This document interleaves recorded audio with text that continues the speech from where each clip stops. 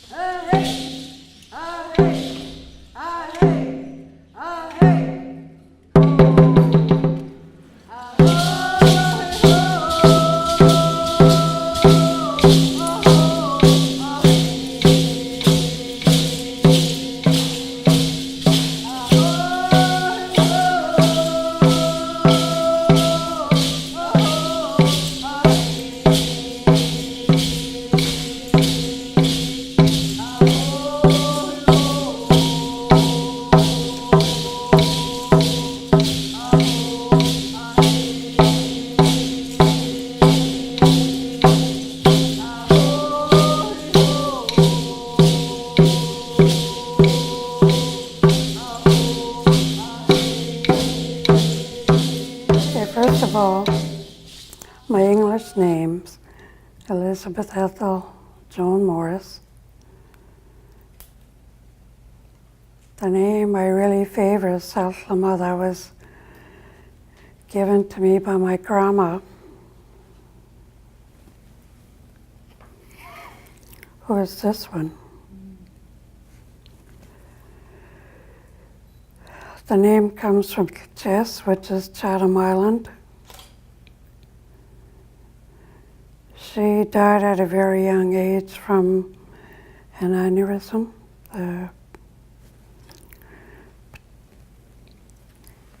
So this is your mother right here? This is your mother? My grandmother? Your grandmother. I was raised by my grandparents and my great-grandparents. My mom and my dad were sent to Nanaimo Indian Hospital on back in those days they sentenced a lot of our people to the Indian hospitals with so-called TB, which a lot of them they didn't have. So it was my grandma, my great-grandma, that I was raised by, and this one here, Cecilia Jack, who's also a grandma. These three women were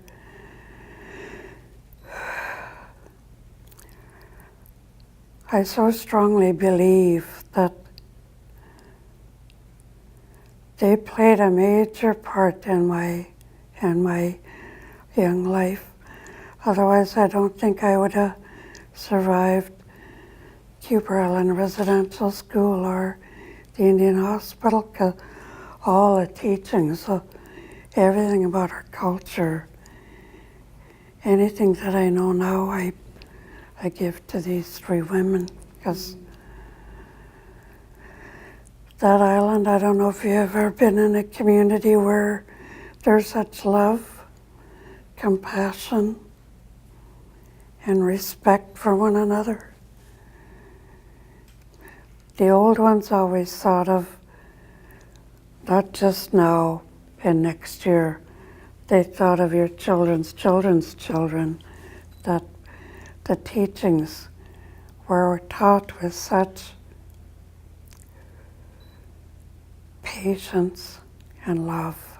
I call it the CLR, compassion, love, and respect, which we so need to bring back to our culture.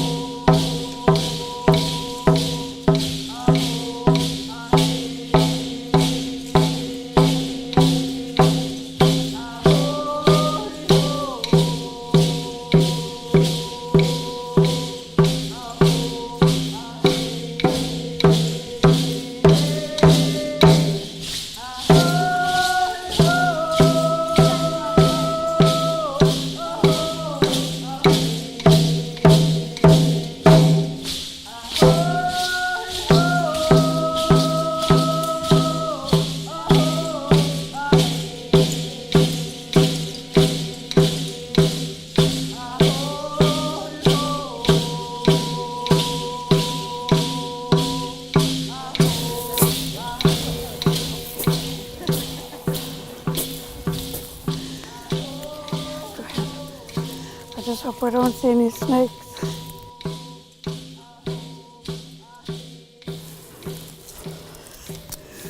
Thank you, thanks. Back there is where the house used to be. It's all overgrown. Look at welcome home. See it? The eagle. See it, see? The house was right back there. The well would be over here somewhere. See, there used to be a mound of rocks here, circle. Oh? I think that's where my great-grandfather used to do his ceremony. No kidding. There's a shaman. Oh, look at there's the rest of the pot right Yeah, there. yeah. There's all. Oh, There used to be a lot of your stuff here. great-great-grandfather was a shaman? Yeah, my whole family's a lineage of And you healers. as well, then? Yeah, yeah. Stove, Yeah, part of the the old stove, stove. yeah. So it's still here then. So and there's the other part over there, Joan, look. There's the other part there. Oh, there it is still here. All right, All right, good. So we're close to home then. yeah.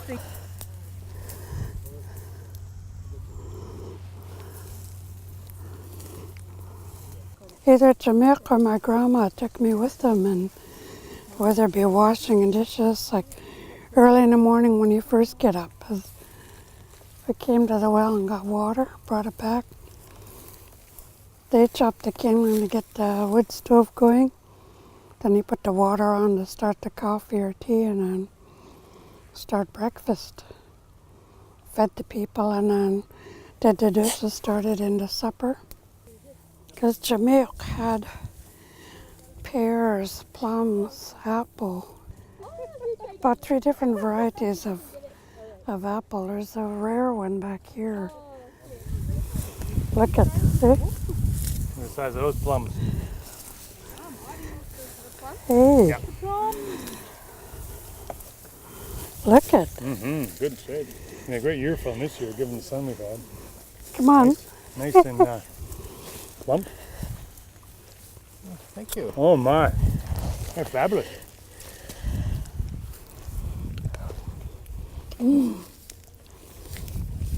Oh, yeah. Mainly the front here, which was all clear.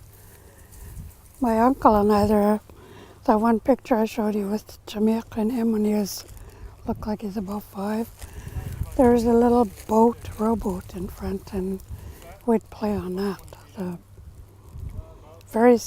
Somebody always had to be with us when we went down by the sea.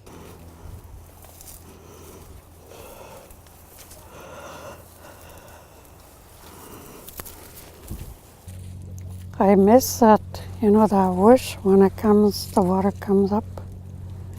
It was so calming, and then with the old ones, our Salelo used to call, you go to bed with the chickens and the sheep, and because before that sun goes down, you're in bed. And then the crows, the seagulls, and the sheep, that was your alarm clock. We didn't have clocks in those days. See? You hear that and it would wake you up. So I still call it home. Because when the well went dry in 57, that's when we moved back to the main location over in Cooper Road. And my grandma died that year, and that's how I got sent to Cooper Island the second time. So, but it's always home to me because we never lacked for anything. We had our pick of fish, as I said, the sea urchins, the crabs, the clams, all kinds of ducks, seal. And my great-grandma and my grandma, they both had a vegetable garden and a fruit garden behind the house. It had such a whole different lifestyle out here that the old ones were so, the Sliloch were so patient. You know, like when I was first learning about computers about 15 years ago, and then people get it, I just told you. But the old ones wouldn't say, "Awa." Then they'd pat you on the hand, and then they keep showing you till you got it. They were so patient and compassionate. And we worked, what I call working as a team. Everything was divided. The wool, anything that was hunted, even down to the seaweed, because I was taken like to Oak Bay, to Victoria, to Chinatown, and we'd trade it. We'd trade it for pots and pans or different food. But like March, April, you know, during sheep shearing time, people would come from far ways, Ucluelet, Khalid Bay, all up and down the island, and come and help gather the sheep, shear them. And my great-grandfather would be the one to choose what sheep was going to be slaughtered and divided, depending how big the family was, and it was divided between all of them. As you can see, it's untouched, and to me, it should remain a healing place. I want to gather some of the healers and start something here, because so many of our people are, what do you call it, broken because of residential school and the mass experimentation that was done at the Indian hospitals. Because this was what I call an island of healing, because all our Sliloch, all the old ones, were involved with healing. My great-grandfather, who lived to be 105, Jamaica, my great-grandma was in her 90s. My grandma was only 50. My other grandma, old lady Cecilia, they were all healers. I come from a lineage of healers, so after losing my grandma first, then my great-grandfather, then my great-grandma, I decided I wanted to be a nurse. But back in the 60s, when I finished grade 10, when I got home from St. Anne's Academy, my mom sat me down and said I was the only one that could work. My mom couldn't work. She only had the one lung. My aunt and uncle, my aunt had I think it was scarlet fever, so she had a bad heart, so that left me. So the closest I could get to being a nurse was going into nurse's aid. So I worked at that for as long as I can remember.